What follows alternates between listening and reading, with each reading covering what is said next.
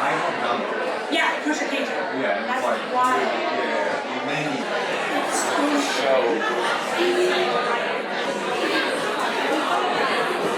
Hello everyone, and welcome to the Elysian. How are you feeling tonight? Wonderful. Well, please, welcome to the stage from New York City. You see him on Netflix, Comedy Central, and Hustlers with Jennifer Lopez. It's Gianmarco Soresi.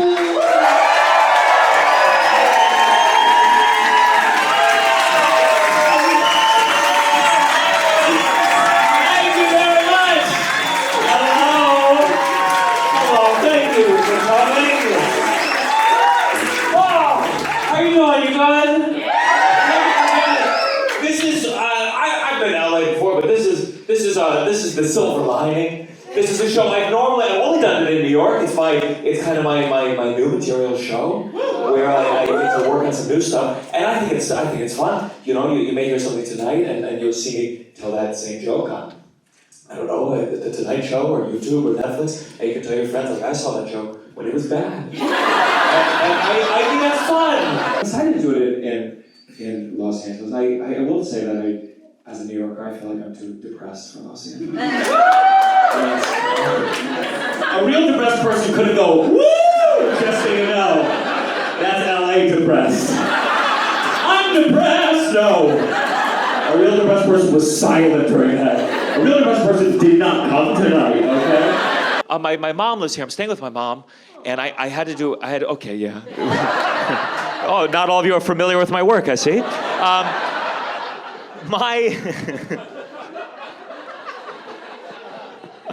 I had to do Zoom therapy at my mom's house with my mom in the other room. And I was like, well, I guess it's Dad's fault today. I'll forgive Dad when he moves to West Hollywood. What was that? You gotta be 21 at Irvine, so we had to go over here. Oh, yeah, so you couldn't go to my show in Irvine? Yeah. And so you came But here? we could go over. You couldn't? No. But what's the age limit here? 18. Oh, no, they don't have an age limit here. They don't have an age Yeah, limit? there could be a 5-year-old in that. Good thing that Sure, my dad can finally bring his girlfriend. I flew here. What did I fly here? Monday. It's very, you know, there's a lot of problems with flights recently. That tire fell off that one. The Alaska, it like blew off. I mean, I think it's the first time being a traveling comedian has been brave. And then there was a whistleblower, a Boeing Airlines whistleblower who killed himself in between. I don't know if he killed himself or he was on one of the Boeing planes. We're not really sure. Is he here tonight? Yes. I act, and we also have someone from CSI New Orleans tonight. Why did you say that? You meant to say Epstein. Oh my God! Oh my God! What, do all predators look the same to you?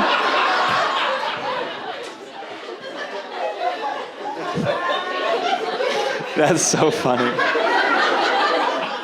No, Harvey's, he's alive right now. Let's take a second to think about that. I used to be a theater kid, but you could all tell, right? I try to hide it, but then instead of et cetera, I say, and all that jazz. I don't know, I'm trying to lean into it. You know how Jeff Foxworthy? I'm sure this is a big Jeff Foxworthy crew at the Elysian Theater. He had that bit, you might be a redneck. He'd say stuff, he'd be like, you know, if your house has wheels and your car doesn't, you might be a redneck. I want to do that, but like, instead of you might be a redneck, perchance you're a theater kid. Like if you know how many minutes there are in a year, perchance you're a theater kid. If you've made the staff at a Denny's want to kill themselves at 3 a.m, perchance you're a redneck or a theater kid, really. We're not as different as you might think. Now my stepdad, he's my ex-stepdad. There's not a word for that because that's a relationship that should not exist. My stepdad, my mom married my dad's divorce lawyer. You say nice? What the fuck? What the fuck? Are you a lawyer? Do you have skin in this game at all? You're just like, I like fucking chaos, dude. Happy family? Yeah. Happy family? You're just evil then. What the fuck?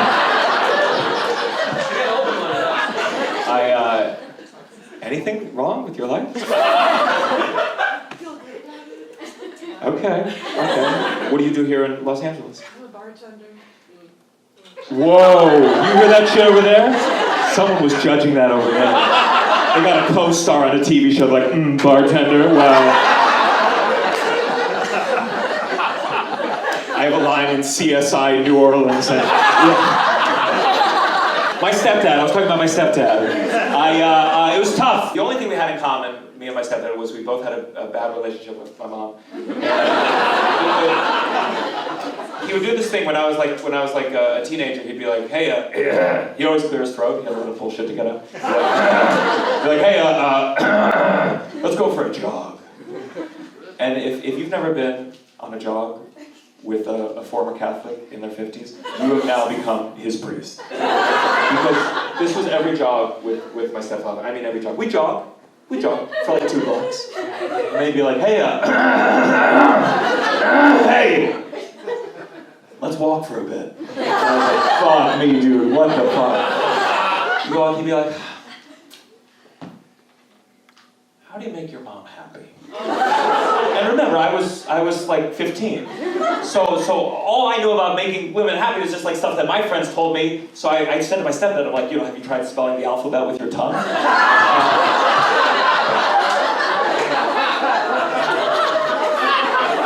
Good, that was really new. I'm really happy with how it went. I feel fantastic about it. People are scared of AI taking jobs. I went to a restaurant where the waiter was a robot.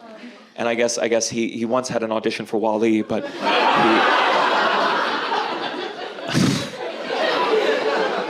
That's the thing about LA, you can really get away with so many actor jokes here, it's really delightful.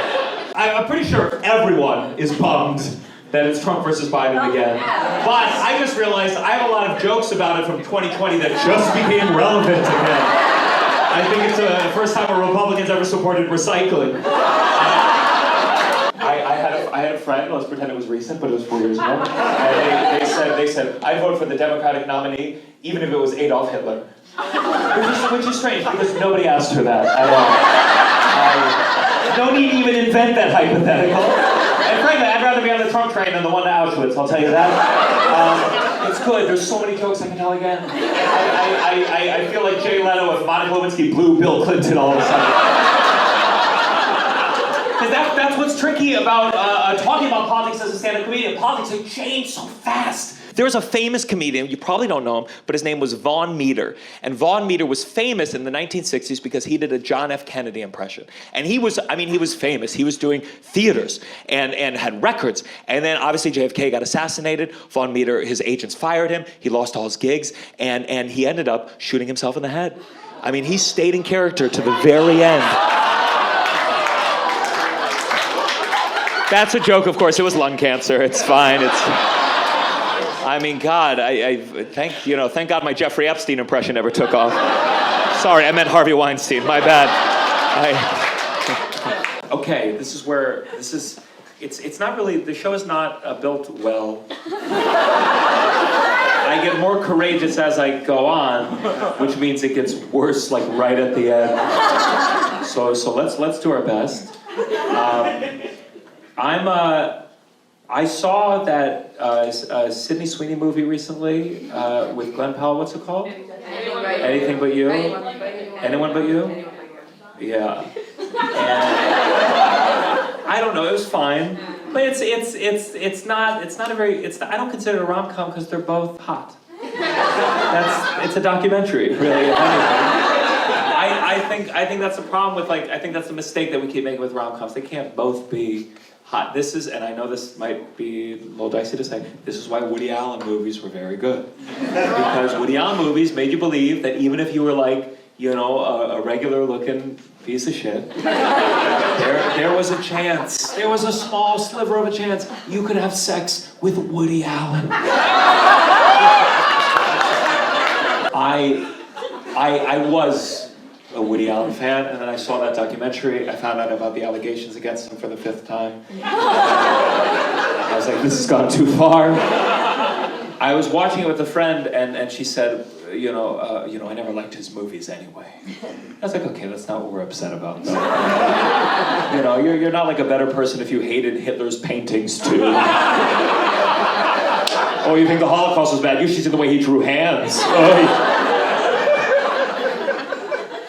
Yeah, that's a nice answer. No, most New Yorkers would. I asked a New Yorker once. I asked an audience member. I said, "What do you do for work?" And this woman in the front row, she said, "Make more money than you." So I just started guessing. I was like, "Oh, are you a bar mitzvah DJ? Do you own and operate a gumball machine? Are you a mall Santa in Israel?" That doesn't really narrow it down. That last part used to get a bigger laugh, by the way, but it's stressful now. You're like, Santa would not go near Israel. They'd be like, Hamas was in the sled.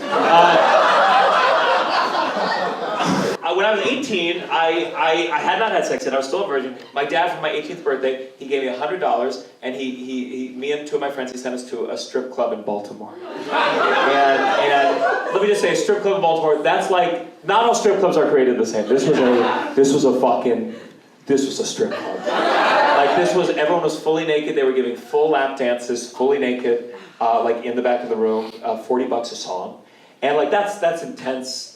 That's an intense introduction to sex. That's getting showed up for science, and they were like, "Oh, today, kids, we're going to try dissecting, and we're going to start with a human being." And you're like, "Whoa, I'm not ready to see inside one of these things."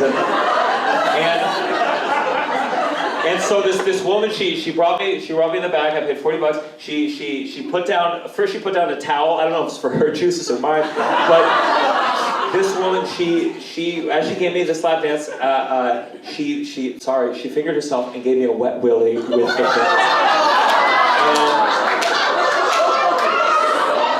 And I remember going back to school and bragging to all my friends that I had gotten fingered the Saturday before. And I was like, yeah, don't be jealous, both holes. It was,